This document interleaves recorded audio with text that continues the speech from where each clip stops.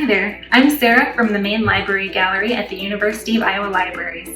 Today I will be attempting to make an apple roll. This specific recipe comes from a handwritten, hand-illustrated, and hand-bound American cookbook by an unknown author. The cookbook itself dates back to the 1920s or 1930s. This apple roll recipe is comprised of two parts, a syrup and the roll itself. Some of the ingredients don't specify amounts, so I'm just going to make my best guess.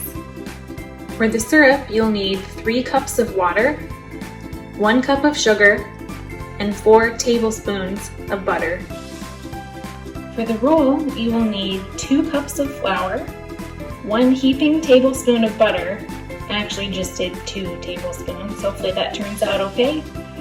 2 rounded teaspoons of baking powder, chopped apples, cinnamon, nutmeg, sugar, and milk with the amount to be estimated by the chef. I hope that also goes well. I've decided to follow this historic recipe, but with a twist. I've decided to make my apple roll plant-based. This means instead of using butter, I'll be using vegan butter, and instead of using dairy milk, I'll be using an oat milk. So that will make it possible for people who are vegan or who have a dairy allergy to enjoy this early 20th century treat. So I'm going to start this recipe off by preheating the oven to 350 degrees. The recipe only says bake in hot oven, so I went with 350 degrees because that seems to be a standard baking temperature for cakes, so we'll see how that turns out. To make the syrup on the stove, let's heat up our stovetop to medium, and then we'll add our 3 cups of water.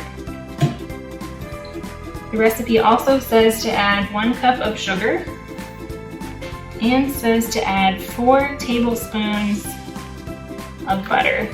So we're going to let that heat up and then we'll check out our syrup. The recipe says to cook to a thin syrup, so I don't think we'll get much thicker than what we have here now. So I think I'm just going to leave this to warm on the stove. Everything's looking nice and melted. So thinking back to other biscuits I've made, I'm going to make sure the butter is nice and chilled. This one was actually in the freezer for a little while. And then cut it into the dry ingredients. Then I will add cold oat milk and mix it up. So with your flour and baking powder, you'll want to make sure you whisk those together to get all of the ingredients nicely incorporated, like so.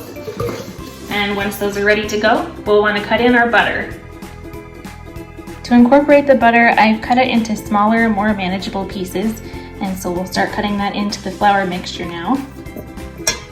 Butter to be kind of crumbly as it's mixed into the flour, so once you have a mixture that's consistent with that idea, then you'll be ready to add in the milk. So now it's time to add in our milk. The recipe only says add enough milk to make a soft biscuit dough. So let's see how that goes. This is a dangerous game.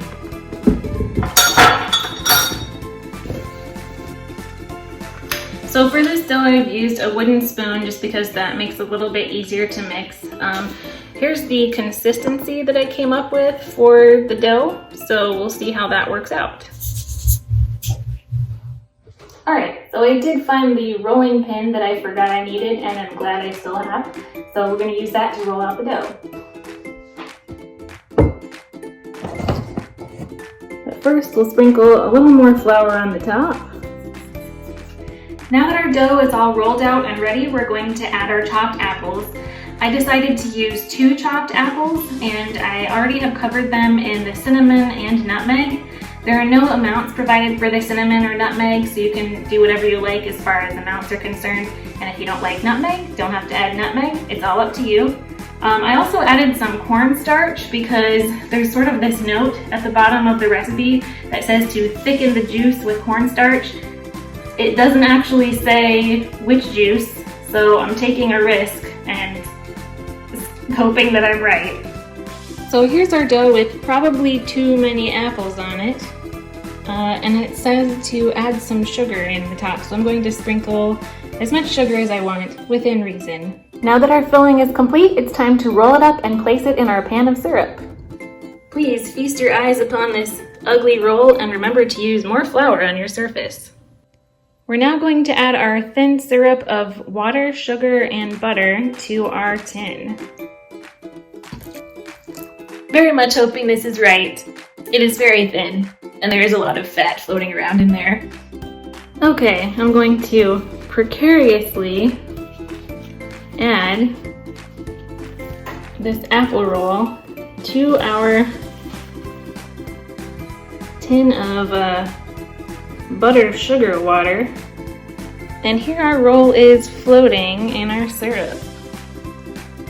And it is ready to go into the oven. Our apple roll is golden brown on top, so that looks like a good time to take it out of the oven. So you can see that the apple roll is nice and golden brown on the top, and it's baked all the way through, but there's still quite a bit of liquid on the side. And as you can see, the roll floats in the syrup. So I think what I'll do is I'll let this cool off, maybe in the fridge for about an hour, and then I'll come back to it and see how it is. So here's our cooled apple roll. There's still quite a bit of liquid in the pan, so I'm just gonna pour some of that on top of our piece. The recipe says to serve this with whipped cream, so I'm going to just use some dairy-free whipped cream and add that to the top. Okay, so this turned out pretty well. I think that the biscuit dough turned out great. I was initially concerned about the amount of liquid in the pan, but I think that actually makes for a really nice topper. So overall, I would call this recipe a success, and it worked really well to do a plant-based version as well. So thank you for joining me today. Make sure you check out the Iowa Digital Library for more recipes, and have a great day.